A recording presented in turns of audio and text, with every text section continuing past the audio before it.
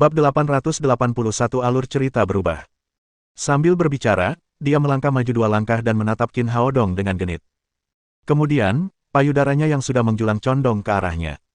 Qin Haodong berkata, sebenarnya, saya tidak tahu banyak tentang alkimia, apalagi memberi nasihat.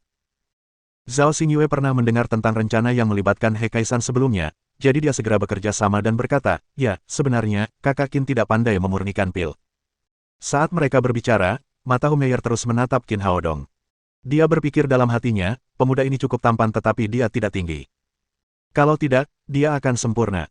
Adik muda, jangan terlalu rendah hati, kudengar kamu baru saja mendapatkan medali alkemis level 5 hari ini. Jika kamu tidak ahli dalam alkimia, bagaimana mungkin kamu bisa mencapai prestasi setinggi itu? Aku hanya ingin kamu membantuku sedikit, kamu tidak akan menolak, kan? Sambil berbicara, dia melangkah ke arah Qin Haodong. Payudaranya sedikit bergesekan dengan lengannya. Ini. Melihat gerakannya yang provokatif, tatapan penuh cinta melintas di mata Qin Haodong.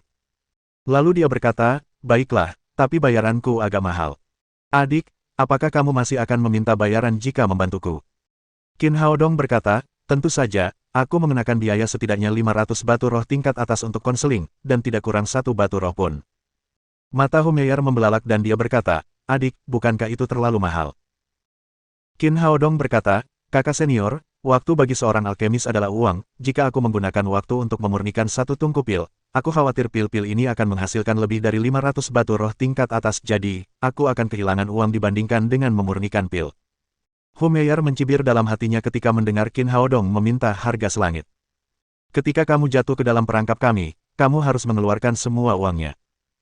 Memikirkan hal ini, dia berkata dengan menawan, baiklah. Asal kamu bersedia membantuku, aku akan membayar uangnya. Setelah itu, dia mengeluarkan 500 batu roh tingkat atas dan meletakkannya di atas meja di depan Qin Haodong. Qin Haodong menerima uang itu sambil tersenyum dan berkata, baiklah, karena kamu mengundangku dengan tulus, aku akan pergi bersamamu.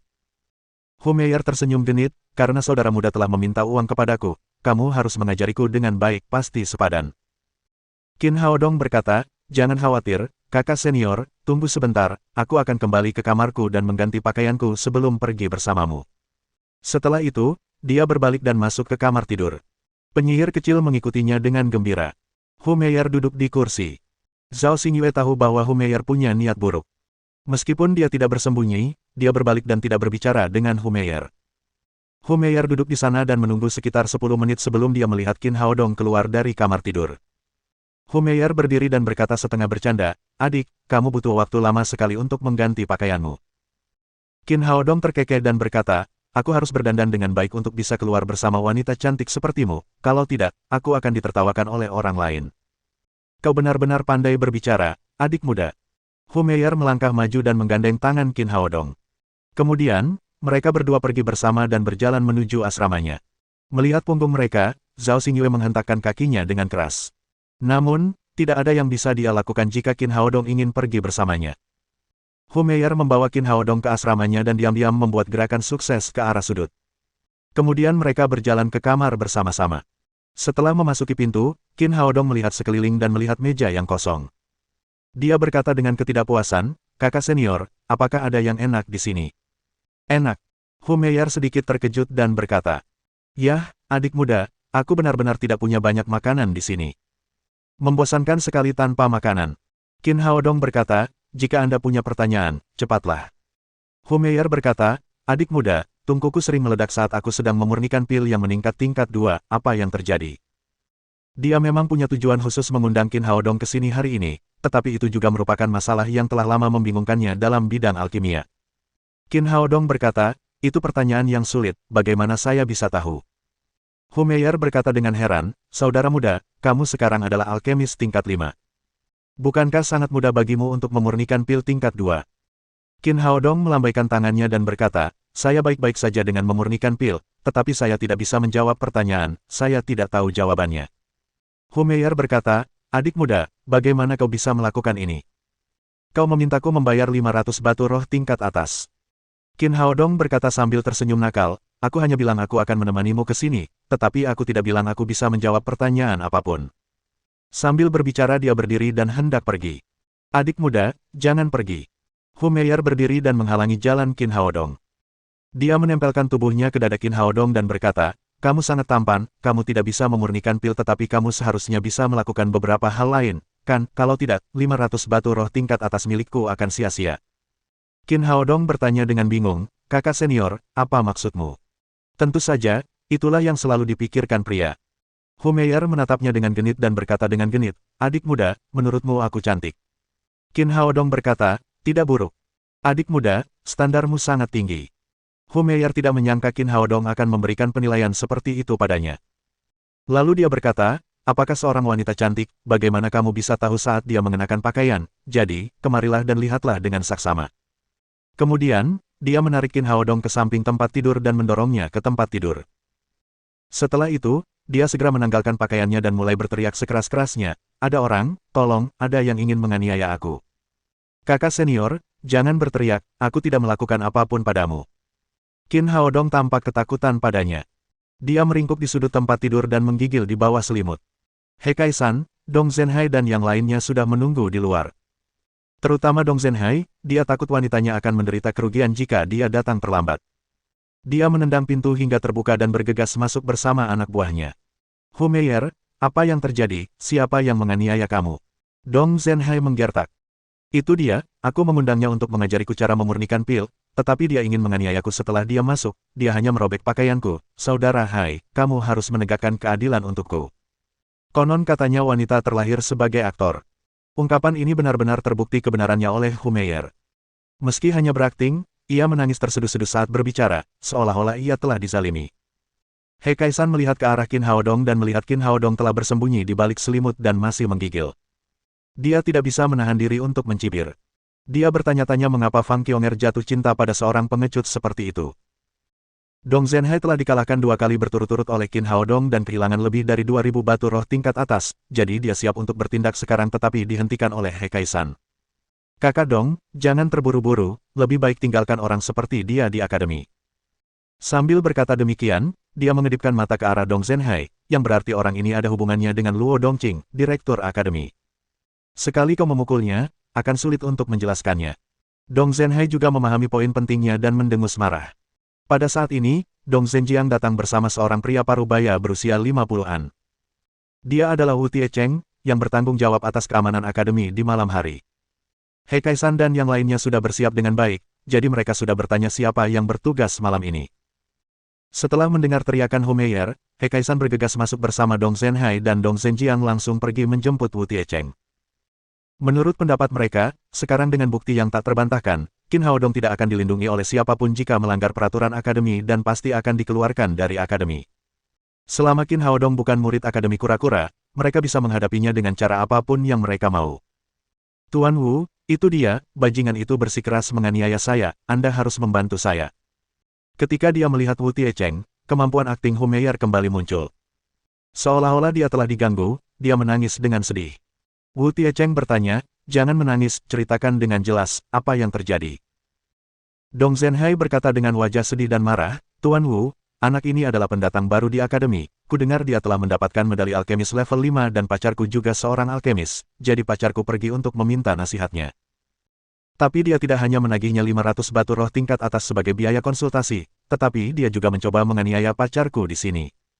Kamu harus menanganinya dengan ketat sesuai dengan aturan akademi. Wajah Wu Tiecheng menjadi gelap. Jika apa yang dikatakan Dong Zhenhai benar, menurut aturan akademi kura-kura, orang ini harus dikeluarkan. Namun, sebagai guru, ia harus bertanya dengan jelas tentang situasi tersebut sebelum mengambil keputusan.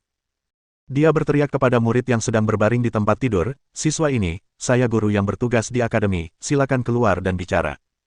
Paman Wu, akhirnya kau datang juga, aku takut setengah mati. Orang itu melompat turun dari tempat tidur, meraih lengan Wu Tiecheng dan berteriak, Paman Wu, akhirnya kau di sini, kau harus menegakkan keadilan untukku. Hong Ying, kenapa kamu ada di sini? Wu Tiecheng terkejut saat melihat wajah orang itu. Itu adalah cucu Presiden Luo, Luo Hong Ying. He Kai-san, Dong Zhenjiang, Dong Zhenhai, dan Hu Meier semuanya tercengang. Bukankah itu Qin Haodong? Bagaimana dia bisa berubah menjadi wanita dalam sekejap mata? Dan wanita itu adalah penyihir kecil yang ditakuti semua orang. Luo Hongying berkata dengan nada menyedihkan, Paman Wu, aku bertemu dengan kakak senior Hu Meier malam ini, dia bilang dia ingin mentraktirku makanan lezat, jadi dia mengajakku ke sini. Tapi tidak ada yang enak sama sekali, dia memintaku menemaninya dan pacarnya, aku berteriak minta tolong karena tidak setuju, kamu harus membantuku. Mendengar perkataan penyihir kecil, Hekai-san, Dong Zhenhai dan yang lainnya tidak tahu harus berbuat apa. Segalanya telah benar-benar melampaui harapan mereka. Sebagai guru di Akademi Kura-Kura, Wu Tiecheng tentu tahu tentang karakter penyihir kecil ini. Dia tahu bahwa gadis kecil ini sedang mengerjai orang lain lagi dan segala sesuatunya tidak sesederhana yang dia katakan. Sekalipun Humeyer gila, dia tidak akan berani memaksanya menemani pacarnya. Namun, sekarang setelah hal itu terjadi, tentu saja dia tidak akan menyalahkan penyihir kecil. Gadis ini bukan hanya cucu direktur, tetapi neneknya juga seorang wanita tua yang sangat protektif. Dia tidak mampu menyinggung perasaannya. Selain itu, dia meragukan apa yang dikatakan Dong Zhenjiang dan yang lainnya. Luo Hongying adalah seorang gadis. Tidak peduli seberapa sukanya dia membuat masalah, dia tidak bisa mengganggu Humeyer. Dia berkata kepada mereka dengan wajah cemberut, ceritakan semuanya dengan jelas, bukankah kalian mengatakan seseorang ingin menganiaya Humeyer, apakah itu Luo Hongying? Keempat orang yang hadir saling memandang dan benar-benar tercengang. Rencana mereka sempurna tetapi mereka tidak menyangka akan berubah seperti ini. Melihat ekspresi mereka yang bingung, mata penyihir kecil berkilat licik. Dia berteriak lagi, Paman Wu, lihatlah, mereka tidak punya apa-apa untuk dikatakan, kamu harus menegakkan keadilan untukku dan mengusir orang-orang jahat ini dari Akademi Kura-Kura. Bab 882 tenang. Meskipun dia tahu bahwa ada penjelasan lain di balik masalah ini, Wu Tiecheng masih berdiri di pihak penyihir kecil. Bagaimanapun, dia adalah cucu direktur dan memiliki latar belakang yang kuat. Jika orang-orang ini ingin menyalahkan seseorang, mereka hanya bisa menyalahkan diri mereka sendiri karena kebutaan mereka. Mereka bisa memprovokasi siapa saja, tetapi mengapa memilih penyihir kecil? Dia menoleh untuk melihat mereka dan berkata dengan suara dingin, katakan padaku, apa yang terjadi? Luo Hongying hanyalah seorang gadis, bagaimana bisa kau membawanya ke sini dan dengan santai mengatakan bahwa dia telah menganiaya Humeyer, tahukah kau seberapa buruk dampak dari perilaku seperti itu? Saya. Keempatnya tercengang. Pada titik ini, Hekai-san tidak peduli lagi dengan hal lain. Dia berkata terlebih dahulu, Tuan Wu, saya tidak tahu apa yang terjadi, saya hanya datang dengan Dong Zhenhai untuk melihat-lihat, itu tidak ada hubungannya dengan saya. Sebagai murid yang berprestasi dan salah satu dari 10 guru terbaik di akademi, Dong Zhenhai tentu saja tidak ingin dikeluarkan dari akademi. Kemudian dia berkata, Tuan Wu, sebenarnya, saya juga tidak tahu apa yang sedang terjadi. Apa yang baru saja kukatakan padamu adalah apa yang Humeyer katakan padaku, itu tidak ada hubungannya denganku. Melihat mereka berdua mulai mengabaikan tanggung jawab mereka, Dong Zhenjiang tentu saja tidak ingin melibatkan diri.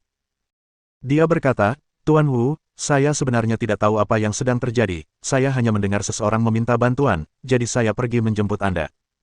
Di antara keempat orang itu, 3 di antaranya mengatakan tidak tahu apa-apa. Wu Tiecheng menatap Humeyer dengan dingin. Melihat ketiga orang itu mengabaikan tanggung jawab, Humeyer pun marah besar. Jelas itu ide mereka. Dia hanya membantu mereka, tetapi sekarang mereka semua tampaknya telah meninggalkannya. Terserah. Ayo kita mati bersama, gerutunya. Dia berkata, Tuan Wu, saya akan mengatakan yang sebenarnya sekarang, itu adalah ide Hekai-san, Dong Zhenhai meminta saya untuk melakukannya, Dong Zhenjiang juga memainkan peran penting, mereka adalah dalang di balik ini, saya dipaksa oleh mereka. Omong kosong, kapan aku punya ide itu? Saya tidak bersalah, saya tidak tahu apa yang terjadi. Saya hanya lewat saja, saya menjemput guru ketika saya mendengar seseorang memanggil bantuan, Humeyer, jangan memfitnah saya. Selama sesaat, mereka berempat berdebat dan mengabaikan tanggung jawab mereka. Pada saat ini, pintu terbuka, dan Qin Haodong masuk bersama Zhao Xingyue. Semuanya sudah direncanakan olehnya. Ketika dia mengetahui bahwa Hekai-san dan yang lainnya akan memainkan permainan bejer, dia mulai membuat persiapan. Dia mengubah tinggi badannya dengan menggunakan skill bone contraction ketika Humeyer masuk. Ketika dia memasuki ruangan untuk berganti pakaian, dia mengubah penampilan penyihir kecil dengan menggunakan polymorph. Kemudian, dia mendandani penyihir kecil seperti dirinya dan memintanya untuk pergi bersama Humeyer. Oleh karena itu, ada adegan yang terjadi kemudian. Ketika Humeyer meminta bantuan, sang penyihir kecil membenamkan kepalanya di bawah selimut dan mencuci wajahnya dengan obat untuk mengembalikan penampilannya sendiri. Setelah Wu Tiecheng datang, sesuai dengan kata-kata yang diajarkan Qin Haodong kepada penyihir kecil sebelumnya, seluruh masalah itu benar-benar terbalik. Jadi, para pemeras ini pada gilirannya diperas. Mereka harus tampil maksimal. Setelah Qin Haodong memasuki pintu, dia bertanya kepada penyihir kecil dengan khawatir, Hongying, kamu baik-baik saja? Adik kecil, mereka menindasku dan ingin aku melakukan hal semacam itu kepada mereka. Penyihir kecil itu melemparkan dirinya ke pelukan Qin Haodong. Dia tampak sedih tetapi berbisik di telinganya, aku melakukannya dengan baik, bukan? Kamu harus memasak sesuatu yang lezat untukku. Qin Haodong menepuk pundaknya, menunjukkan bahwa dia pasti akan memberinya hadiah. Kemudian, dengan wajah marah, dia berkata kepada Wu Tiecheng, Tuan Wu, Akademi Kura-Kura kita adalah akademi paling terkenal di benua Limu, bagaimana ini bisa terjadi? Bajingan-bajingan ini berani melakukan hal ini kepada gadis kecil yang manis, mereka harus dihukum. Apakah penyihir kecil itu lucu? He Kaisan dan yang lainnya terkejut. Mereka biasanya menghindarinya saat keluar. Siapa yang berani memprovokasi dia? Dong Zhenhai tampaknya mengerti sesuatu. Dia berteriak dengan marah, Qin Haodong, ini semua ulahmu, bukan? Qin Haodong berkata dengan polos, aku tidak tahu apa yang kalian bicarakan, aku baru saja mendengar bahwa Hong Ying dibawa pergi oleh orang asing, jadi aku segera datang untuk mencarinya, aku takut gadis polos seperti dia akan dimanfaatkan oleh orang jahat, aku tidak menyangka kalian semua memiliki niat jahat seperti itu. Mendengar bahwa dia berulang kali dipuji sebagai gadis yang imut dan polos, penyihir kecil diam-diam mengacungkan jempol kepada Qin Haodong. Jelas, dia sangat puas dengan penjelasannya. Baiklah, berhenti berdebat. Sebagai guru di akademi, Wu Tiecheng hampir mengetahui semuanya. Pada dasarnya, He Kaisan dan yang lainnya ingin menjebak Qin Haodong tetapi mereka malah dijebak oleh pemuda itu. Namun, Qin Haodong melakukannya dengan sempurna, tidak meninggalkan kekurangan apapun. Selain itu, penyihir kecil adalah kaki tangan Qin Haodong. Wu Tiecheng secara alami tahu bagaimana menangani masalah ini. Dia menatap dingin ke arah He Kaisan dan 3 orang lainnya dan berkata, sebagai murid Akademi Kura-Kura, kalian benar-benar melanggar peraturan akademi dan melakukan sesuatu yang tidak pantas kepada adik perempuan kalian, katakan padaku bagaimana aku harus menghukum kalian. He Kaisan berteriak dengan tergesa-gesa, Tuan Wu, kami tidak bersalah, kami benar-benar tidak melakukan sesuatu yang tidak pantas kepada Luo Hongying. Dong Zhenhai menangis, benar sekali, Tuan Wu, saat kita bertemu Luo Hongying dalam kehidupan sehari-hari, kita akan selalu menghindarinya, beraninya kita memprovokasi dia adalah penyihir di akademi kita, siapa yang berani mengganggunya. Pada titik ini, dia tidak peduli dengan hal lain dan langsung memanggil Luo Hongying dengan nama panggilannya. Faktanya sudah jelas, apakah Anda masih ingin menyangkalnya? Wu Tiecheng berkata dengan dingin, pokoknya, ini salahmu hari ini, jika kamu ingin dihukum ringan, dapatkan pengampunan dari Luo Hongying terlebih dahulu, atau kamu akan dikeluarkan dari akademi. Sebagai guru yang berpengalaman, dia tentu tahu bagaimana menangani masalah ini. He Kaisan dan Dong Zhenhai adalah siswa berprestasi di akademi. Persaingan antara Akademi Utara dan Selatan akan segera dimulai. Jika dia benar-benar mengeluarkan keduanya, itu pasti akan menyebabkan kerugian besar bagi pihaknya. Terlebih lagi, masalah ini tidak sederhana. Seperti yang mereka katakan, penyihir kecil biasanya membuat kekacauan di seluruh akademi. Tidak ada yang berani memprovokasi dia, apalagi melakukan pelecehan. Tidak ada orang waras yang akan melakukan itu. Karena 2 alasan ini, ia mengambil pendekatan kompromi. Setelah mendapatkan pengampunan Luo Hongying, mereka tidak akan diusir dari akademi. He Kaisan juga orang yang sangat pintar. Dia langsung mengerti maksud Wu Tiecheng. Kunci untuk menangani masalah ini adalah memuaskan penyihir kecil. Dia segera menundukkan kepalanya dan berkata, adik perempuan, maafkan aku, kami salah, mohon maafkan kami. Dong Zhenhai, Dong Zhenjiang, dan Hu Meier juga menyadari hal ini, jadi mereka meminta maaf kepada penyihir kecil. Aku sangat takut, aku hampir mati ketakutan, aku akan mendengarkan adikku dan melakukan apapun yang dia inginkan darimu. Luo Hongying merasa sangat senang dipuji sebagai gadis yang polos dan imut. Kemudian dia berpura-pura bersikap manis dan bersandar ke pelukan Qin Haodong. Wu Tiecheng sangat terkejut. Sebagai guru di akademi, dia melihat Luo Hongying tumbuh dewasa dan secara alami tahu orang seperti apa dia. Dia terbiasa menjadi sangat tidak patuh dan mendapat dukungan dari wanita tua yang sangat protektif itu. Tidak seorang pun di seluruh akademi yang dapat mengendalikannya, bahkan Presiden, Luo Dongqing. Namun kini, dia selalu menuruti nasihat pemuda di depannya itu dan bersikap patuh serta penuh kasih sayang.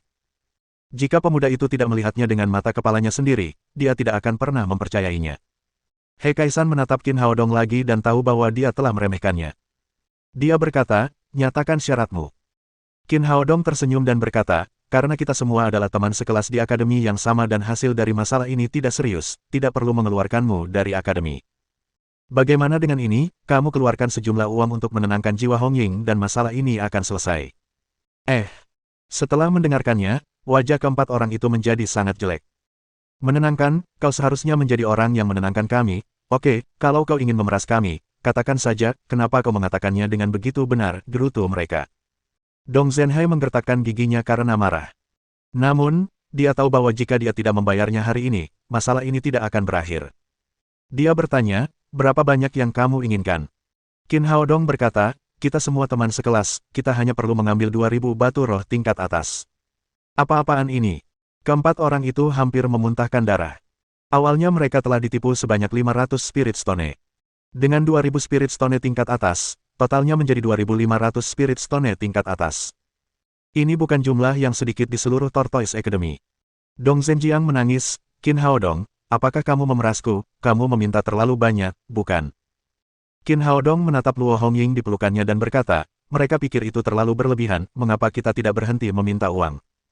Sang penyihir kecil pun menuruti perintahnya dan berkata, baiklah, Paman Wu, usir saja mereka berempat secara langsung. He Kaisan tidak ingin memperburuk keadaan, jadi dia segera berteriak, itu hanya 2000 batu roh tingkat atas. Kami akan membayarnya. Setelah itu, dia menatap Dong Zhenhai dan berkata, cepat dan ambil uangnya. Dong Zhenhai telah menderita kerugian besar sejak ia menjadi musuh Qin Haodong. Ia telah kehilangan lebih dari 2000 batu roh tingkat atas, dan ditambah 2500 batu roh di tangannya, ia hampir kehilangan total 5000. Setelah bertahun-tahun di akademi, dia akhirnya berhasil mengumpulkan sejumlah kecil uang. Sekarang, hampir semuanya telah diambil oleh Qin Haodong. Ketika dia mengambil uang itu, hatinya berdarah. Qin Haodong, ini dia. Dia melemparkan tas kecil berisi 2500 Spirit Stone. Benar sekali, kau boleh membuat masalah untukku di masa depan. Qin Haodong tersenyum puas pada mereka berempat. Kemudian dia mengucapkan selamat tinggal pada Wu Tiecheng dan pergi bersama penyihir kecil dan Zhao Xingyue. Wu Tiecheng menatap tajam ke arah keempat orang itu. Bersikaplah baik di masa depan, kalian bisa memprovokasi siapapun, tetapi kalian tidak bisa memprovokasi penyihir kecil. He Kaisan dan keempat orang lainnya sangat tertekan. Mereka telah berencana untuk memberi pelajaran kepada Qin Haodong, tetapi mereka tidak menyangka bahwa dia akan menjadi penyihir kecil. Mereka juga tidak ingin memprovokasi penyihir kecil. Setelah Wu Tiecheng pergi, Dong Zhenhai berkata dengan getir, Saudara He, kita tidak bisa membiarkannya begitu saja, mengapa kita tidak menantangnya?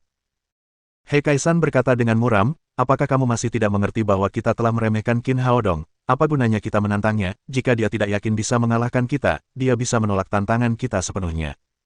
Jika dia setuju, apakah kamu yakin bisa menang? Dong Zhenhai tidak berkata apa-apa untuk sementara waktu. Sejak awal pertarungan, Qin Haodong tampak ceroboh tetapi dia telah merencanakan langkahnya dengan cermat setiap saat. Dia tidak pernah menderita kerugian dan mengambil batu roh tingkat atas darinya, berulang kali. Dong Zhenhai berkata, Saudara He, menurutmu apa yang harus kita lakukan? Kita tidak bisa membiarkannya begitu saja, aku tidak tahan. Ekspresi jahat melintas di wajah He Kaisan. Tentu saja kita tidak bisa membiarkannya begitu saja. Kompetisi mahasiswa baru akan segera dimulai. Orang ini dikenal sebagai raja baru tahun ini. Dia pasti akan menjadi yang teratas. Menurut peraturan akademi kami, siswa baru dengan nilai bagus harus diburu oleh siswa lama. Saat itu, kami akan punya kesempatan untuk membalas dendam. Setelah mendengar apa yang dikatakannya, saudara-saudara Dong langsung tampak bersemangat. Dong Zhenhai berteriak, Saudara He, kau benar, mari kita lihat siapa yang bisa melindunginya saat itu. Bab 883 Direktur Luo menginginkan bantuan. Setelah meninggalkan asrama Humeyer, penyihir kecil langsung tertawa dan berkata, adik kecil, idemu benar-benar bagus. Sangat menyenangkan. Ayo kita lakukan lagi lain waktu. Qin Haodong berkata, cukup melakukan ini sekali, jika mereka tidak ingin menyakiti kita, kita tidak akan menggunakan cara ini, kita tidak bisa melakukannya lagi di masa mendatang. Baiklah, terserah padamu. Penyihir kecil itu melemparkan dirinya ke pelukan Qin Haodong dan menggantungkan dirinya di lehernya seperti seekor koala. Dia berkata sambil tersenyum, adik kecil, bagaimana penampilanku hari ini? Lumayan, aku beri nilai 100. Penyihir kecil berkata, apakah ada hadiah? Tentu saja, semua 2000 batu roh tingkat atas yang kudapatkan hari ini akan menjadi milikmu, kata Qin Haodong dengan murah hati.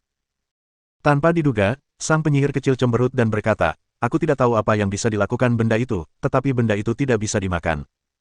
Lalu aku punya pil penghancur kekosongan dan pil kultivasi yang baru saja aku sempurnakan, kau boleh menggunakannya sesukamu. Penyihir kecil berkata, kakekku sudah mencoba metode ini untukku, dengan konstitusiku, tidak peduli pil apapun yang kuminum, kultivasiku tetap tidak dapat ditingkatkan, karena itu, aku tidak menginginkannya. Qin Haodong berkata, lalu apa yang kamu inginkan? Si penyihir kecil terkekeh dan berkata, apa kau belum tahu, aku tentu menginginkan sesuatu yang lezat, cepat dapatkan sesuatu yang lezat untukku. Zhao Xingyue berdiri diam di samping. Setiap kali Qin Haodong memberi penyihir kecil makanan lezat, dia juga akan memakannya. Meskipun dia bukan pecinta kuliner seperti penyihir kecil, dia juga menyukai makanan lezat. Lagi pula, makanan Qin Haodong sangat lezat dan tidak dapat ditolak. Baiklah, ini untukmu. Qin Haodong berkata sambil mengeluarkan 2 kantong kerupuk beras dari cincin penyimpanannya dan memberikan masing-masing satu kepada kedua gadis itu. Untungnya, dia sudah menyiapkan cukup banyak camilan berbagai jenis untuk Tang Tang. Kalau tidak, dia tidak akan bisa memuaskan penyihir kecil pecinta kuliner ini. Terima kasih, adik kecil, jika kamu mengalami masalah seperti itu nanti, datanglah kepadaku lagi, aku berjanji akan memuaskanmu. Penyihir kecil mengambil sekantong kerupuk beras. Kemudian, dia mengambil sepotong kerupuk beras, memasukkannya ke dalam mulutnya, dan memakannya dengan gembira.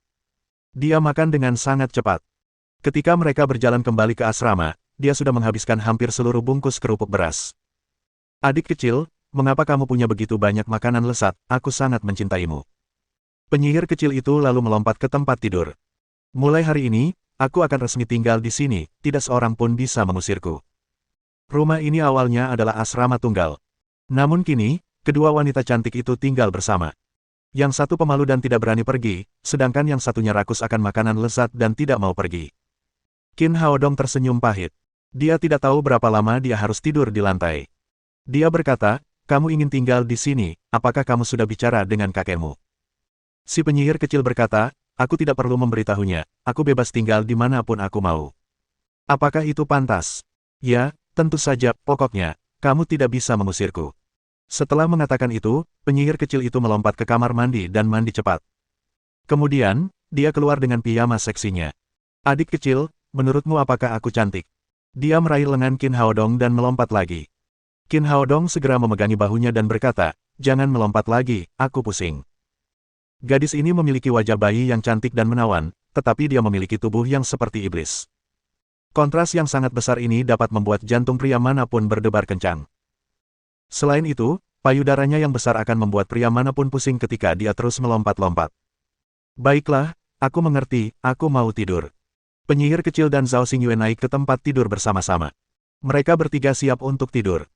Namun, tiba-tiba penyihir kecil menjulurkan kepala kecilnya dan berkata, adik kecil, apakah kamu kesepian tidur di lantai sendirian? Kenapa kamu tidak naik ke tempat tidur? Lagi pula, tempat tidur ini cukup besar, jadi kita bertiga bisa tidur di dalamnya. Aku baik-baik saja di sini, tidurlah. Kedengarannya menggoda untuk tidur di ranjang yang sama dengan dua wanita cantik tetapi Qin Haodong tahu sakitnya.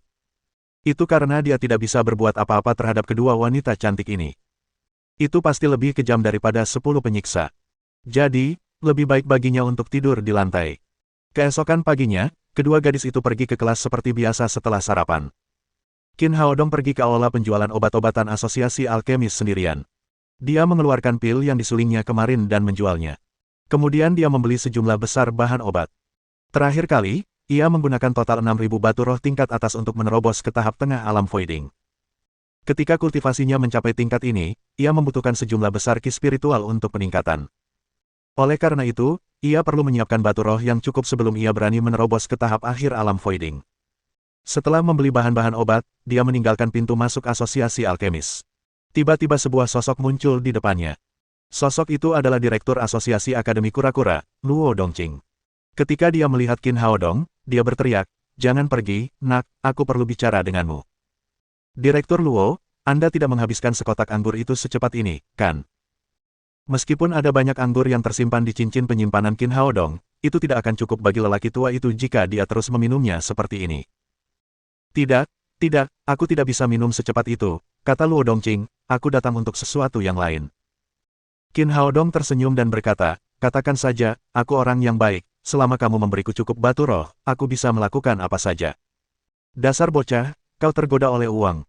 Luo Dongqing tampak agak malu saat berkata, tidak nyaman bicara di sini, datanglah ke kantorku untuk bicara. Setelah itu, dia membawa Qin Haodong ke kantor direktur. Kali ini, dia memasang pembatas di ruangan itu dan tampak sangat berhati-hati.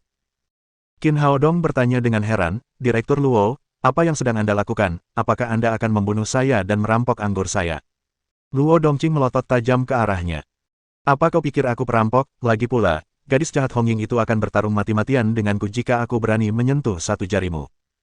Qin Haodong bertanya, lalu apa yang akan kamu lakukan? Luo Dongqing tidak menjawab pertanyaannya. Sebaliknya, dia bertanya, saya sudah mendengar tentang apa yang terjadi tadi malam. Anda menyuruh Hong Ying menyamar sebagai Anda dan memeras uang dari He Kaisan, benarkah itu? Ya, Qin Haodong sudah lama bersiap untuk ini. Dia sangat yakin bahwa Wu Tiecheng akan melapor ke Luo Dongqing keesokan harinya. Ia menambahkan, jangan khawatir, saat itu, saya memastikan tidak ada yang menyakitinya karena saya terus mengikuti Hong Ying. Luo Dongqing berkata, menyakitinya, aku tidak khawatir tentang itu, di Akademi Kura-Kura, aku akan merasa lega jika dia tidak menyakiti orang lain. Qin Haodong bertanya dengan bingung, lalu apa maksudmu dengan membicarakan hal ini? Awalnya dia mengira Luo Dongqing sedang mengkritiknya tetapi sekarang tampaknya bukan itu masalahnya. Aku. Luo Dongqing ragu-ragu untuk waktu yang lama. Akhirnya, seolah-olah dia telah mengambil keputusan dengan tekad, dia tiba-tiba tampak menyedihkan. Dia memegang tangan Qin Haodong dan berkata, aku ingin meminta bantuanmu. Selama kamu bisa membantuku dengan ini, aku akan melakukan apapun yang kamu inginkan di masa depan. Qin Haodong bertanya dengan heran, Direktur Luo, saya hanya seorang mahasiswa baru, dan Anda adalah wakil direktur Akademi Kura-Kura. Dalam hal kultivasi, kamu adalah yang terkuat di tahap akhir dan aku baru saja memasuki tahap pengosongan, ada kesenjangan yang sangat besar di antara kita, apa yang bisa aku bantu? Aduh, Qin kecil, meskipun aku adalah wakil direktur di permukaan dan tampak hebat, sebenarnya aku telah menderita selama bertahun-tahun. Luo Dongqing menghela napas dan berkata, meskipun aib keluarga tidak dapat dipublikasikan, saya harus memberitahu Anda tentang masalah ini. Saya telah diusir oleh istri saya selama 10 tahun. Sampai sekarang, saya tidak hanya tidak diizinkan untuk pergi ke tempat tidurnya, tetapi saya juga tidak diizinkan untuk masuk ke dalam rumah. Ketika Qin Haodong mendengar ini, dia tidak bisa menahan tawa. Kakek, aku sudah tahu tentang hal ini, Hong Ying memberitahuku tentang hal itu kemarin. Tidak heran si kakek itu menutup seluruh ruangan. Ternyata dia takut orang lain akan mendengar tentang perbuatan kotornya. Wajah Luo Dongqing memerah. Gadis jahat ini benar-benar memberitahumu segalanya. Sebenarnya, itu bukan salahku, meskipun guru perempuan itu selalu tertarik padaku, aku tidak pernah melakukan apapun terhadap istriku. Hanya saja saya minum terlalu banyak hari itu. Entah bagaimana saya dibawa ke rumahnya olehnya dan tertangkap basah oleh istri saya. Qin Haodong berkata, Direktur Luo, jika ada yang bisa saya bantu, silakan saja. Luo Dongqing berkata, Qin kecil, kepribadian istriku agak aneh, dia biasanya sangat keras kepala sehingga aku tidak bisa berbuat apa-apa. Kepribadian gadis jahat Hong Ying itu sangat mirip dengan wanita tuaku, keduanya sangat mirip, dalam beberapa tahun terakhir, Hong Ying telah menciptakan banyak kekacauan di Akademi Kura-Kura dan tidak ada yang bisa mengendalikannya. Tapi kemarin, aku menemukan bahwa gadis itu hanya mendengarkanmu, dia akan melakukan apapun yang kau katakan, katakan padaku jika ada trik untuk itu. Selama kamu mengizinkanku pulang, aku akan menjadikanmu tuanku. Qin Haodong tiba-tiba menyadari bahwa si tua bangka ingin belajar darinya bagaimana cara menghadapi wanita, agar dapat menaklukkan istrinya yang cerewet. Dia berkata, Direktur Luo, bukannya aku tidak ingin membantumu, tapi aku mengandalkan pesona pribadiku sepenuhnya, kau tidak bisa mempelajarinya. Luo Dongqing meraih tangan Qin Haodong. Qin kecil, aku mohon padamu, kamu harus membantuku hari ini. Kamu tidak tahu bahwa wanita tuaku terlihat seperti peri, ada banyak pria yang mengejarnya sepanjang hari. Saya khawatir jika waktu berlalu terlalu lama, kita akan benar-benar terasing, saat itu, kita tidak akan mampu menebusnya. Qin Haodong diam-diam merasa geli. Si tua bangka mengatakannya dengan cara yang sangat halus. Pada akhirnya, dia takut diselingkuhi. Kecantikan tergantung pada pandangan orang yang melihatnya. Nenek Luo Hongying pasti seorang wanita tua berusia 70-an atau 80-an. Seberapa cantik dia? Baiklah, demi gadis kecil itu, aku akan membantumu kali ini. Orang tua itu sungguh menyedihkan. Qin Haodong memutuskan untuk menolongnya. Melihat bahwa dia telah setuju, Luo Dongqing segera berkata sambil tersenyum, terima kasih, Little Qin, terima kasih banyak, aku tidak akan keberatan jika kamu menikahi Luo Hongying di masa depan. Kakek, aku tidak pernah bilang akan menikahi cucumu. Tidak masalah, yang penting kamu bahagia. Luo Dongqing melayani Qin Haodong seperti seorang bodhisattva. Dengan wajah yang ramah, dia menuangkan segelas air dan menaruhnya di hadapannya. Qin kecil, minumlah air. Qin Haodong berkata, sebenarnya, mudah untuk mendapatkan kembali istri Anda, ada dua cara utama. Yang pertama adalah menyenangkannya dan membuatnya bahagia, yang kedua adalah mengubah citra Anda dan membiarkan dia melihat Anda dalam sudut pandang yang berbeda. Luo Dongqing seperti murid sekolah dasar yang sedang diajari. Dia mengangguk berulang kali dan berkata, Qin kecil, aku mengerti logikanya, namun, aku sudah memikirkan banyak cara untuk membuatnya bahagia, tetapi dia masih belum memaafkanku. Qin Haodong bertanya, bagaimana kamu melakukannya? Apa lagi yang bisa kulakukan? Aku hanya harus mengejarnya dan meminta maaf setiap hari, serta menjelaskan kebenarannya berulang kali. Qin Haodong berkata dengan wajah terkejut, sudah 10 tahun, hanya ini yang kau lakukan, tidak ada yang lain. Bab 884 Pil Ledakan Energi. Luo Dongqing berkata dengan bingung, apa lagi yang bisa kulakukan selain itu? Qin Haodong berkata tanpa daya, dengan pola pikir sepertimu, baguslah istrimu tidak merasa kesal setengah mati padamu, dia pasti tidak akan membiarkanmu pulang.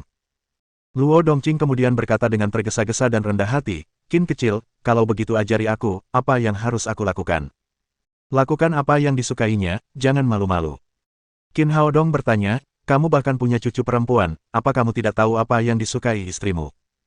Luo Dongqing menggaruk kepalanya dan berkata, dia tidak suka saat aku minum, sulit untuk mengatakan apa yang dia suka. Qin Haodong berkata dengan marah, jika aku seorang wanita, aku tidak akan membiarkan pria sepertimu tidur denganku. Oh, sekarang aku ingat, dia suka bernyanyi dan mendengarkan lagu. Qin Haodong berkata, benar sekali, karena dia suka mendengarkan lagu, kamu biarkan dia mendengarkannya. Luo Dongqing berkata, tapi aku sama sekali tidak tahu cara bernyanyi, aku tidak bisa membiarkan siswa di akademi yang pandai bernyanyi menyanyikan lagu untuknya, bukan? Aku punya sesuatu yang bagus di sini, ambillah. Qin Haodong berkata sambil mengeluarkan MP3 dari cincin penyimpanannya. Ini adalah hadiah dari Ouyang Sanshan, yang merekam setiap lagunya. Awalnya, ia telah membuat lebih dari 10 salinan dan ingin memberikan satu kepada setiap anggota keluarganya. Namun, sebelum ia dapat melakukannya, ia telah tiba di benua Lingwu. Sekarang, dia memberikan satu kepada Luo Dongqing dan mengajarinya cara menggunakannya. Luo Dongqing berteriak kegirangan, Qin kecil, dari mana kamu mendapatkan ini? Ini benar-benar senjata ajaib, ada yang bernyanyi di dalam dan kedengarannya sangat bagus, istriku pasti akan sangat menyukainya. Berikan ini padanya, mungkin ini tidak akan membuatmu bisa pulang dan tidur dengannya, tetapi setidaknya ini akan membuatnya sedikit sayang. Luo Dongqing menganggukkan kepalanya berulang kali. Ia seolah membayangkan istrinya membukakan pintu untuknya. Qin Haodong berkata, juga, kamu harus mengubah cara kamu memanggilnya, kamu tidak bisa selalu memanggilnya, wanita tua.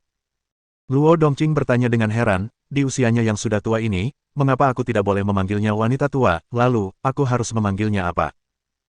Qin Haodong berkata, panggil saja dia, sayang, kalau kamu tidak bisa memanggilnya begitu, panggil saja dia, istri pokoknya, kamu tidak bisa memanggilnya wanita tua, usia adalah hal yang paling diperhatikan wanita, kamu harus ingat bahwa dia akan selalu muda di hatimu. Oh. Luo Dongqing menganggukkan kepalanya. Qin Haodong menambahkan, dan kamu harus mengubah penampilanmu. Kamu tidak bisa selalu ceroboh. Terutama labu anggur di punggungmu, apa kau tidak takut orang lain akan tahu bahwa kau seorang pecandu alkohol, kenapa kau selalu membawanya di punggungmu, bahkan jika kau ingin minum, simpan saja di cincin penyimpanan. Baiklah, aku akan segera menyimpannya. Luo Dongqing dengan patuh menaruh labu anggur ikoniknya ke dalam cincin penyimpanannya. Qin Haodong menatapnya lagi dan berkata, citramu tidak bagus, kamu harus mengubah citramu, kamu terlihat terlalu kuno. Luo Dongqing berkata dengan enggan, Qin kecil, apakah itu benar-benar perlu? Tentu saja, kecuali kamu tidak ingin pulang ke rumah selamanya. Berubah, aku harus berubah. Luo Dongqing segera berkata, menurutmu, aku harus berubah menjadi sosok yang mana? Jangan khawatir, lakukan saja apa yang aku katakan. Qin Haodong mengeluarkan gunting dan memotong rambut berantakan Luo Dongqing menjadi potongan bascut. Ketika mereka berada di Universitas Jiangnan, latar belakang keluarga teman sekamarnya tidak terlalu baik. Untuk menghemat uang, mereka membeli gunting dan memotong rambut satu sama lain. Oleh karena itu, keterampilan tata rambut Qin Haodong tidak buruk. Setelah selesai menata rambutnya, dia menggunakan pisau untuk mencukur jenggot Luo Dongqing. Tidak buruk, kamu terlihat jauh lebih muda. Qin Haodong mengeluarkan setelan jas Armani, kemeja putih, dan sepasang sepatu kulit hitam dari cincin penyimpanannya. Ia melemparkannya ke Luo Dongqing dan berkata, gantilah dengan pakaian dan sepatu ini. Ketika dia datang ke sini, dia telah menjarah seluruh gudang Alien Demons. Manajemen puncak Alien Demons terbiasa berubah menjadi bentuk manusia. Tentu saja, mereka memiliki semua jenis pakaian manusia. Agar terbiasa dengan benua ini, tidak cocok baginya untuk mengenakan pakaian seperti ini tetapi dia tidak keberatan memberikannya kepada Direktur Asosiasi Akademi Kura-Kura. Luo Dongqing melirik mereka dan berkata, bisakah pakaian ini dipakai? Kenapa kamu tidak bisa memakainya, kamu akan tahu setelah mencobanya. Qin Haodong berkata sambil merobek jubah Luo Dongqing yang sudah usang dan berbau alkohol. Kemudian, dia membantunya mengenakan kemeja, jas, dan sepatu kulit hitam. Bulu yang bagus membuat burung terlihat bagus. Awalnya dia adalah seorang kakek tua. Namun, setelah itu, dia langsung menjadi jauh lebih tampan. Tidak heran guru perempuan itu jatuh cinta padanya saat itu. Ternyata lelaki tua ini cukup tampan. Luo Dongqing berdiri di depan cermin perunggu dan memandanginya. Ia merasa ada orang yang sama sekali berbeda di dalam sana. Ia bertanya dengan ragu, "Qin kecil, apakah ini baik-baik saja?" Qin Haodong menepuk pundaknya dan berkata, "Percayalah padaku, pasti." Kemudian dia mengeluarkan sebuket besar bunga mawar dari cincin penyimpanannya dan memasukkannya ke tangan Luo Dongqing. "Ambil ini dan berikan bunganya padanya terlebih dahulu, jangan berinisiatif untuk mengatakan bahwa kamu ingin pulang, ketika saatnya tiba, istrimu tentu akan mengundangmu kembali."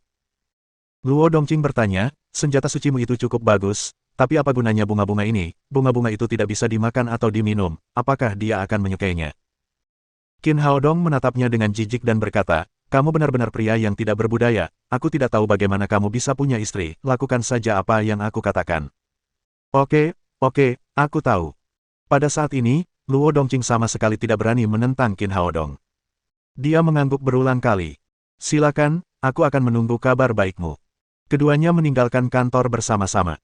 Luo Dongqing dengan gugup mengantarkan bunga kepada istrinya, sementara Qin Haodong kembali ke asramanya. Setelah kembali, dia langsung masuk ke ruang alkimia, mengeluarkan bahan-bahan obat yang dibelinya, dan mulai memurnikan pil lagi. Dua jenis pil yang disempurnakannya kali ini sedikit berbeda. Yang satu disebut pil ledakan energi besar dan yang lainnya disebut pil ledakan energi kecil. Pil ledakan energi, sesuai namanya, dapat membakar energi seseorang dan meningkatkan kultivasi seseorang dalam sekejap. Pil ledakan energi kecil dapat meningkatkan kultivasinya sedikit. Saat ini, dia berada di tahap tengah alam voiding. Jika dia menelan pil ledakan energi kecil, dia akan langsung mencapai tahap akhir alam voiding. Adapun pil ledakan energi hebat, efeknya bahkan lebih besar. Jika dia menelan satu, kultivasinya akan langsung mencapai tahap tengah alam kombinasi. Oleh karena itu, dia akan dapat membunuh para kultivator yang tingkat kultivasinya lebih tinggi darinya. Tentu saja, pil peledak energi memiliki harga yang mahal. Bergantung pada keadaan, setelah menggunakannya, akan ada periode kelemahan yang berbeda. Meski begitu, pil jenis ini sangat sulit untuk disuling. Itu termasuk pil level 6. Meskipun dia bermaksud melakukannya sebelumnya, dia tidak memiliki kemampuan untuk memurnikannya. Sekitar 2 jam kemudian, ruangan itu dipenuhi dengan aroma pil yang kuat. 9 pil ledakan energi besar berwarna hitam dan 9 pil ledakan energi kecil berwarna merah tertata rapi dalam botol giok di tangannya. Qin Haodong tidak akan menjual kedua jenis pil ini. Dia menyimpannya di cincin penyimpanannya untuk berjaga-jaga jika terjadi keadaan darurat. Begitu dia selesai memurnikan pil, pintu terbuka. Penyihir kecil dan Zhao Xingyue masuk dari luar. Qin Haodong melihat jam. Saat itu baru tengah hari. Dia bertanya, "Mengapa kamu kembali begitu cepat?" Si penyihir kecil berkata, "Sekarang waktunya makan siang, tentu saja, aku harus kembali dan makan makanan lezat yang kau masak, kalau tidak, apa yang kau ingin aku makan, aku tidak bisa makan apapun di kantin sekarang." Qin Haodong tidak tahu harus berkata apa. Sepertinya gadis kecil itu telah memerasnya. Mungkinkah dia tidak mau makan tanpanya? Zhao Xingyue berkata, "Kakak Qin, guru kelas kita mengatakan bahwa pertemuan kelas pertama setelah semester baru akan diadakan sore ini. Apakah kita akan menghadiri kelas atau tidak? Semua orang harus hadir untuk saling mengenal. Kami kembali untuk memberi tahu Anda." Qin Haodong mengangguk. Sepertinya sudah menjadi kewajiban baginya untuk ikut serta dalam kegiatan ini. Kalau tidak, dia tidak akan tahu siapa saja teman sekelasnya di masa mendatang. Setelah menyiapkan makan siang mewah untuk penyihir kecil dan Zhao Xingyue, Qin Haodong membawa mereka ke kelas. Akademi Kura-Kura telah merekrut total 1000 siswa baru kali ini. Mereka dibagi menjadi 10 kelas dan setiap kelas memiliki 100 siswa. Zhao Xingyue sudah berada di sini selama 2 hari. Penyihir kecil sudah berada di Akademi Kura-Kura selama 4 tahun dan sangat mengenal tempat ini. Mereka berpegangan tangan dengan Qin Haodong dan berjalan memasuki kelas bersama-sama, satu di setiap sisi. Dalam 2 hari terakhir, semua orang sudah saling mengenal. Tidak ada yang berani memprovokasi penyihir kecil. Zhao Xingyue berwajah rupawan, memiliki kultivasi yang tinggi, dan kepribadian yang baik. Dia telah menjadi dewi di hati semua siswa laki-laki. Banyak orang yang terpikat padanya. Pada saat ini, mereka melihat sang dewi di dalam hati mereka memegang lengan seorang pria dan berjalan masuk bersamanya. Banyak siswa laki-laki menutupi dada mereka. Sang dewi telah dibawa pergi. Adegan ini terlalu memilukan. Qin Haodong mengabaikan orang-orang ini dan berjalan ke guru di podium. Guru di kelas mereka bernama Mei Lin. Dia adalah seorang wanita parubaya yang cantik dan merupakan salah satu guru paling menonjol di seluruh akademi. Qin Haodong telah mengetahui nama guru itu dari penyihir kecil. Dia melangkah maju dan berkata, "Halo, Nona Meilin, saya Qin Haodong, saya di sini untuk melapor kepada Anda." Seperti guru-guru di bumi, mereka sangat menyukai siswa yang berprestasi. Meilin telah mendengar bahwa raja baru ada di kelasnya tahun ini. Namun, sangat disayangkan bahwa dia tidak melihatnya dalam 2 hari sebelumnya. Tidak buruk, tidak buruk. Meilin sangat puas dengan Qin Haodong. Ia menariknya untuk berdiri di podium dan berkata kepada para siswa di bawah podium, "Semuanya, izinkan saya memperkenalkannya kepada kalian, ini Qin Haodong, raja baru tahun ini, ia juga siswa paling berprestasi di kelas kita. Saya telah memutuskan untuk menjadikan Qin Haodong sebagai ketua kelas mulai hari ini dan seterusnya, ketika saya tidak ada di sini di masa mendatang, dialah yang akan memutuskan urusan kelas." Begitu dia selesai berbicara, para siswa di bawah podium langsung riuh. Tidak heran kelas-kelas lain sudah memilih ketua kelas mereka selama beberapa hari ini. Hanya posisi ketua kelas yang kosong. Ternyata posisi itu disediakan untuk orang ini. Setelah Meilin mengumumkan keputusannya, para siswi yang dipimpin oleh penyihir kecil dan Zhao Xingyue mulai bertepuk tangan dengan hangat. Semua orang memiliki kesan yang baik terhadap pendatang baru yang tampan itu. Namun, sebagian besar siswa laki-laki sangat tidak yakin. Orang ini tidak masuk kelas selama 2 hari. Bagaimana mungkin dia bisa menduduki jabatan ketua kelas begitu dia datang? Yang terpenting adalah 2 gadis tercantik di kelas mereka tampaknya memiliki kesan yang baik terhadapnya. Jika dia menjadi ketua kelas, bagaimana mereka bisa mengejar para dewi di hati mereka di masa depan? Karena itu, begitu Meilin selesai berbicara, seorang siswa laki-laki bertubuh tinggi berdiri dan berkata, "Nona Meilin, saya tidak setuju dengan keputusan Anda." Meilin mengerutkan kening dan menunduk. Murid laki-laki ini bernama Cao Huapeng. Ia lahir di keluarga besar di kerajaan kura-kura. Kultivasinya juga tidak lemah. Melihat beberapa murid memiliki pendapat yang berbeda, dia berkata, kultivasi Qin Haodong telah mencapai tahap akhir alam apoteosis. Terlebih lagi, dia diakui sebagai raja baru di antara para murid baru. Apa yang salah dengan itu? Cao Huapeng berkata, "Nona Mei, saya menyembunyikan kultivasi saya selama ujian masuk. Tetapi sekarang saya tidak bisa bersikap rendah hati lagi. Sejujurnya, saya juga telah mencapai tahap akhir alam apoteosis. Saya tidak lebih buruk dari orang ini." Saat berbicara, dia mengedarkan ki sejatinya dan melepaskan momentum yang kuat dalam sekejap mata. Dia benar-benar berada di tahap akhir alam apoteosis. Bab 885 persaingan untuk posisi presiden kelas. Ya Tuhan, kultivasinya benar-benar berada di tahap akhir alam apoteosis. Tidak heran, dia berasal dari keluarga besar, kultivasinya begitu tinggi sejak dia masuk akademi. Saudara Cao benar-benar hebat, dia sekarang berada di tahap akhir alam apoteosis. Saat dia lulus, dia akan menjadi luar biasa dan pasti akan menjadi salah satu dari 10 master teratas di kampus. Saudara Cao, kamu tidak menonjolkan diri, sungguh mengagumkan bahwa kamu tidak mengatakan bahwa kultivasimu begitu tinggi. Terdengar seruan di antara para siswa, termasuk guru Meilin. Ia tidak menyangka bahwa ada begitu banyak siswa berprestasi di kelasnya. Qin Haodong melirik Cao Huapeng dan tidak bisa menahan senyum. Napas orang ini tidak stabil. Tampaknya, dia baru saja menerobos. Terlebih lagi, ada aura samar pil kultivasi yang keluar dari tubuhnya. Sepertinya dia baru saja menelan pil semacam ini untuk mendapatkan terobosan. Dari sini, dapat dilihat bahwa dia tidak bersikap rendah hati di masa lalu tetapi untuk sementara waktu naik pangkat dan melompat keluar untuk memperebutkan pusat perhatian. Jika aku tidak salah, kamu baru saja mencapai terobosan dalam kultivasi dan meminum pil kultivasi. Cao Huapeng, yang merasa puas, tidak dapat menahan diri untuk tidak tercengang ketika mendengar apa yang dikatakan Qin Haodong. Kemarin, dia memang membeli pil kultivasi dengan 3 urat dari asosiasi alkemis dengan harga tinggi. Efeknya sangat bagus. Setelah menelannya, dia segera menerobos ke tahap akhir alam apoteosis. Demi mendapatkan simpati dari guru dan siswi-siswi cantik di kelas, dia maju untuk pamer. Namun, dia tidak menyangka orang di depannya akan menunjukkannya. Dia kemudian tersadar dan berkata dengan tidak puas, "Tidak masalah bagaimana aku berhasil menembusnya, bagaimanapun, aku juga berada di tahap akhir alam apoteosis, aku tidak lebih buruk darimu." Qin Haodong tersenyum dan tidak mengatakan apa-apa lagi. Dia sama sekali tidak peduli dengan gelar raja baru, dia juga tidak ingin bersaing dengan orang ini. Dia hanya ingin diam-diam meningkatkan kultivasinya. "Beraninya kau bicara dengan adikku, sampah sepertimu tidak ada apa-apanya dibandingkan dengan jari di tangan adikku. Apa menurutmu itu hal yang besar untuk berada di tahap akhir alam apoteosis? Adikku jauh lebih baik darimu." Dia benar-benar tidak menonjolkan diri. Dia bisa mentolerirnya, tetapi bukan berarti orang lain bisa. Si penyihir kecil segera melompat keluar untuk membelanya. Qin Haodong tidak bisa menahan senyum getir. Buat apa repot-repot? Dia tidak ingin bersaing dengan orang ini. Cao Huapeng mencibir dan berkata, jangan menyombongkan diri untuk orang ini, jangan bilang kalau dia sudah mencapai tahap alam void dan tidak ingin menunjukkannya agar tidak terlihat mencolok. Penyihir kecil berteriak dengan marah, kau benar, adikku sekarang berada di tahap alam kekosongan, bagaimana bisa bajingan sepertimu bisa dibandingkan dengannya? Meskipun dia tidak melihat kultivasi Qin Haodong, dia tahu bahwa Qin Haodong telah memurnikan pil level 6.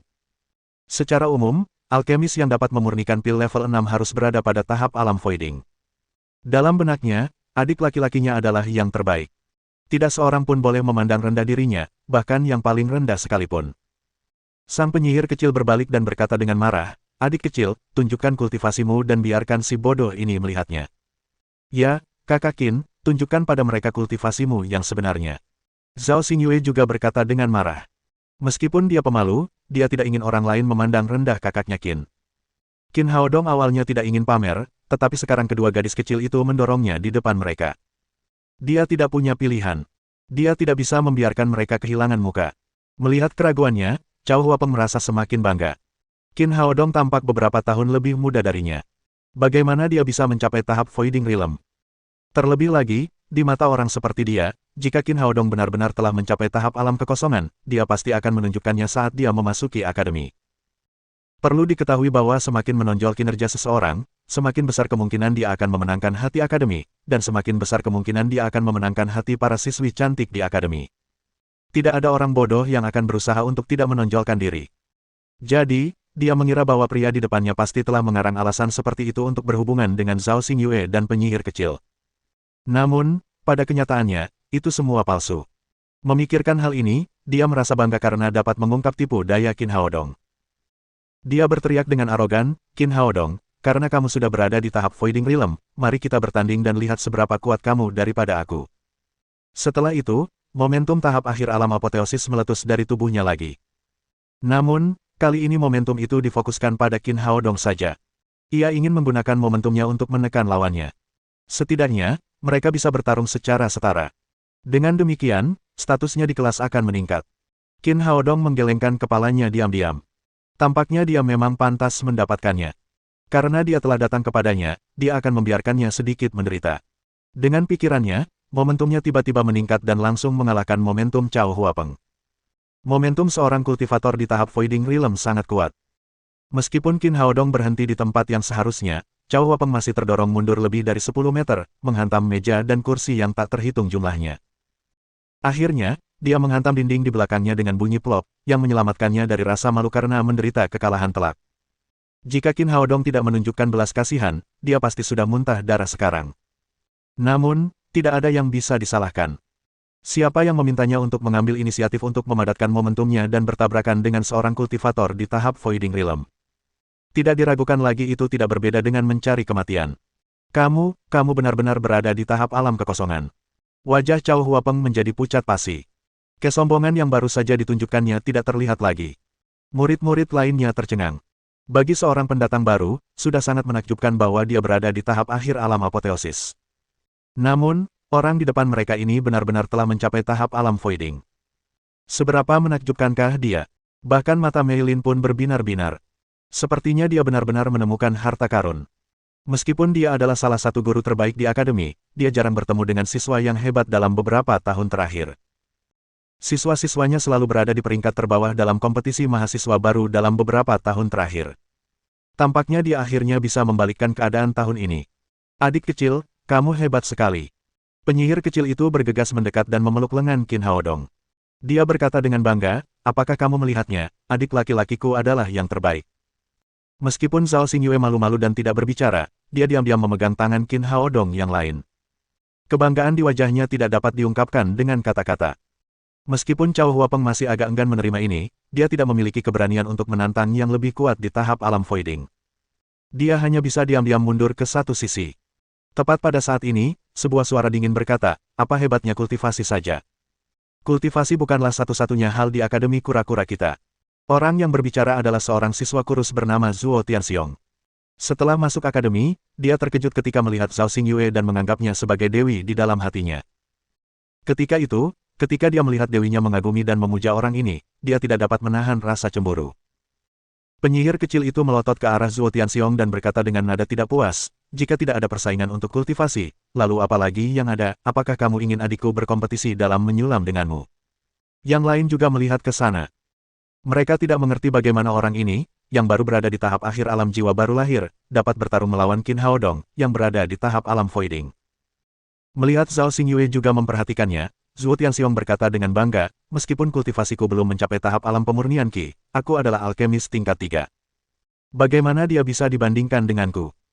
Ya Tuhan, bocah ini menyembunyikan bakatnya dengan baik, dia sebenarnya adalah seorang alkemis tingkat 3, dia benar-benar hebat.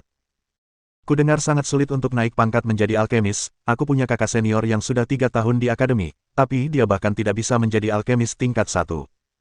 Seorang alkemis level 3 memang luar biasa, terkadang, peran seorang alkemis jauh lebih berguna daripada peran seorang prajurit.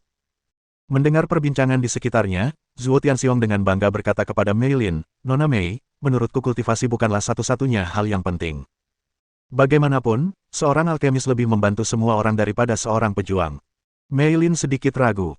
Bagaimanapun, apa yang dikatakan Zhuo Tianxiong masuk akal. Seorang alkemis tingkat 3 juga merupakan eksistensi yang sangat luar biasa di Akademi Kura-Kura. Dalam hal status, dia tidak kalah dengan seorang pejuang di tahap alam voiding. Lagi pula, di seluruh akademi, hanya Fang Qionger yang merupakan alkemis tingkat 5. Tepat saat dia ragu-ragu, langkah kaki terdengar. Sosok anggun muncul di kelas. Semua orang menoleh dan melihat bahwa itu adalah Fang Qionger, salah satu dari 5 naga dan 3 phoenix dari Akademi Kura-Kura. Kakak senior Fang ada di sini, kakak senior Fang sangat cantik, apa yang dia lakukan di kelas kita? Kakak senior Fang adalah dewi di hatiku, dia tidak hanya cantik, tetapi juga luar biasa, dia adalah satu-satunya murid alkemis tingkat 5 di akademi kami. Kakak senior Fang sangat cantik, jika dia tersenyum padaku, aku akan mati dengan bahagia. Tidak dapat disangkal bahwa meskipun Fang Qionger serius, dia memang sangat cantik sehingga banyak siswa pria di kelas terpesona olehnya. Sesaat, kelas menjadi sunyi. Mata semua orang tertuju pada Fang Qionger. Mereka tidak mengerti mengapa kakak perempuan yang keren dan elegan ini datang ke sini. Fang Qionger sama sekali tidak peduli dengan orang lain. Sejak dia memasuki pintu, hanya ada satu orang di matanya. Dia langsung menghampiri Qin Haodong, dengan senyum cerah di wajahnya. Dia berkata dengan lembut, kakak senior. Dengan ekspresi yang awalnya dingin dan elegan, dia kemudian tersenyum padanya. Itu bahkan lebih menakjubkan daripada 100 bunga yang mekar penuh. Luar biasa indah. Ya Tuhan, aku akan mati, Fang Qionger, dewiku, tersenyum padaku, dia benar-benar tersenyum padaku. Dewi adalah dewi, aku tidak menyangka dia tersenyum secantik itu, dia sangat cantik. Jangan malu-malu, kakak senior Fang bahkan tidak melihatmu, itu tidak ada hubungannya denganmu. Mei Lin juga sedikit terkejut.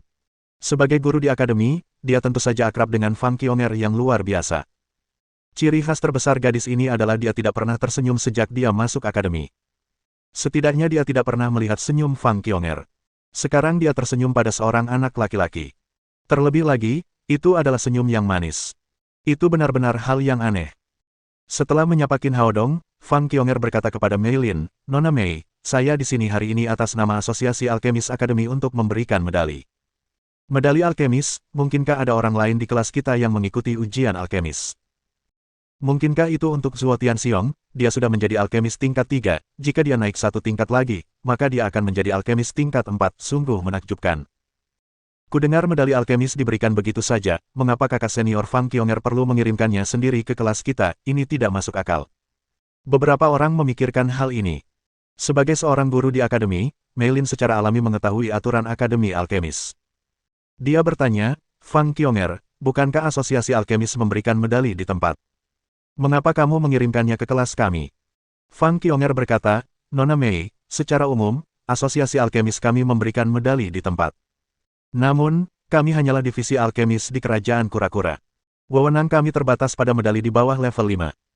Kakakku lulus ujian alkemis tingkat 6, jadi kami harus mengajukan permohonan medali dari kantor pusat, sekarang medalinya sudah dikeluarkan dan dikirim.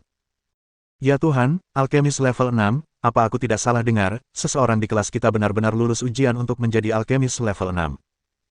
Bagaimana mungkin, kakak senior Fang Qionger dulunya adalah murid terbaik di akademi kita, dia adalah alkemis tingkat 5, sekarang seorang alkemis tingkat 6 telah muncul di antara murid-murid baru di kelas kita, bukankah ini luar biasa?